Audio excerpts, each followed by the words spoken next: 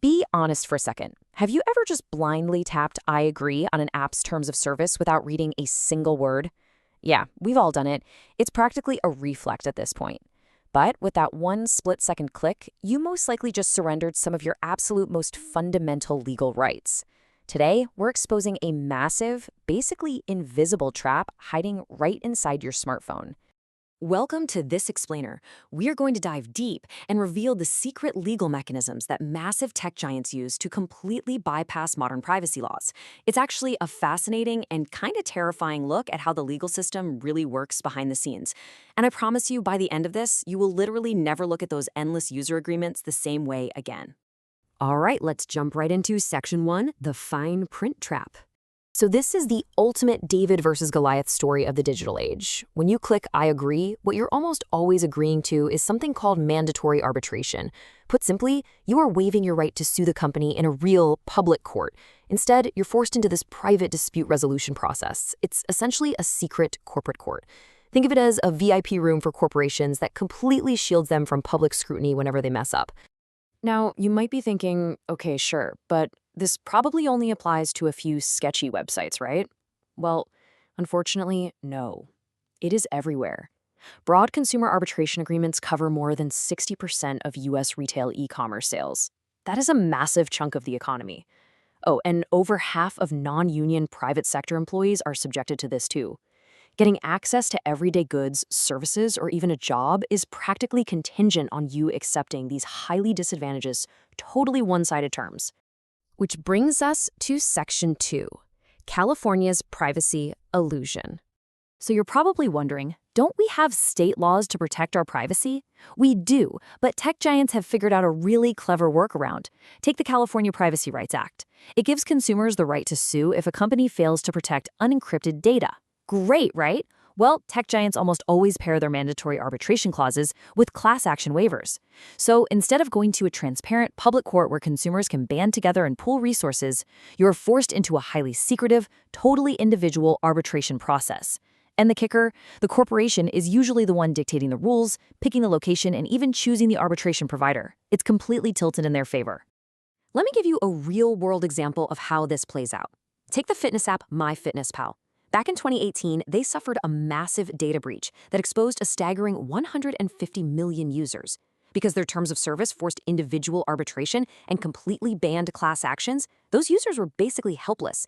Think about it. The financial damages for just one single person in a data breach are pretty small, definitely too low to justify the massive cost of hiring a lawyer and fighting a giant company all by yourself. For 150 million people, getting justice individually isn't just hard, it is mathematically and financially impossible. So how on earth do companies get away with this legally? 2 words: federal preemption. It's basically a legal trump card. See, California literally wrote into their law that any contract trying to waive your privacy rights is automatically void. But tech companies just point to the 1925 Federal Arbitration Act. Because it's a federal law, U.S. courts have ruled time and time again that it completely overrides any state laws trying to restrict arbitration. So yeah, an outdated law written back in 1925 is effectively crushing our modern digital privacy protections today. Crazy, right? Let's shift gears a bit. Section 3. Europe fights back. Across the Atlantic, the legal philosophy is completely different. Under the EU's General Data Protection Regulation, you've probably heard of it, the GDPR, things get very tricky for big tech. Article 79 explicitly states that citizens have the fundamental right to an effective judicial remedy brought before a real court. Because private arbitration is handled by corporate-appointed bodies and not a government court system, European legal frameworks are highly suspicious of these mandatory arbitration clauses. Basically, if a contract creates a huge imbalance that hurts the consumer, European courts can step in and just declare it non-binding.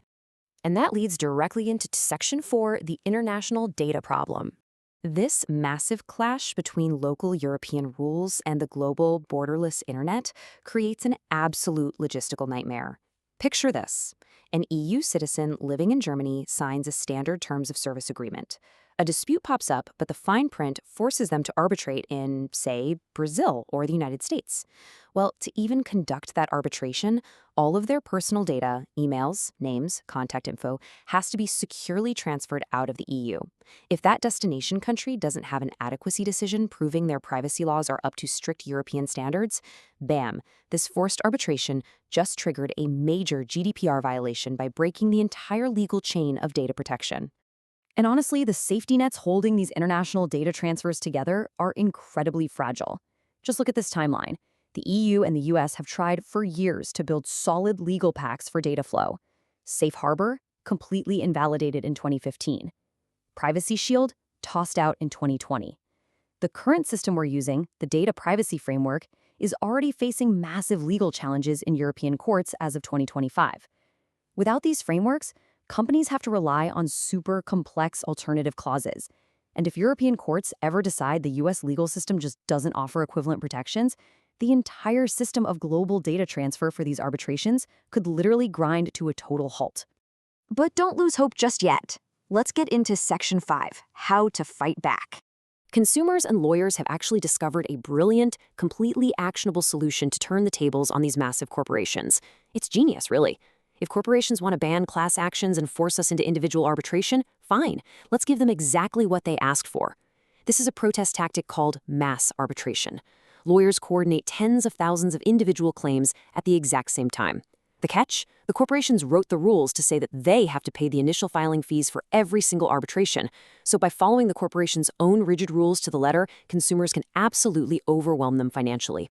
To show you just how incredibly effective this is, check out this number. $2,900. That was the upfront arbitration administrative fee for a single claim against Amazon. When a massive coordinated effort hit Amazon with 75,000 individual demands all at once, Amazon was suddenly staring down the barrel of hundreds of millions of dollars in fees, just to start the process.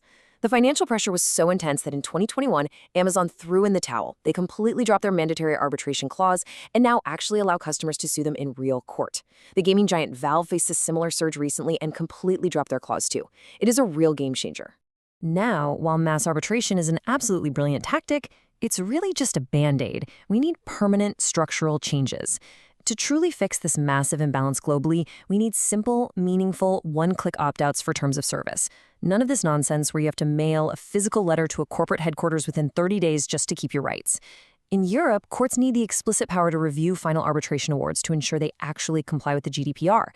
And most importantly, in the US, we desperately need a comprehensive federal privacy law, one with a strong private right of action, to finally supersede that outdated 1925 Federal Arbitration Act once and for all. So, I want to leave you with this question. Are you going to look at terms of service agreements a little differently now? Or is the instant convenience of an app just worth the invisible cost to your legal rights? It's a huge, complicated trade-off we make literally every single day, so I'd love to hear your thoughts down in the comments.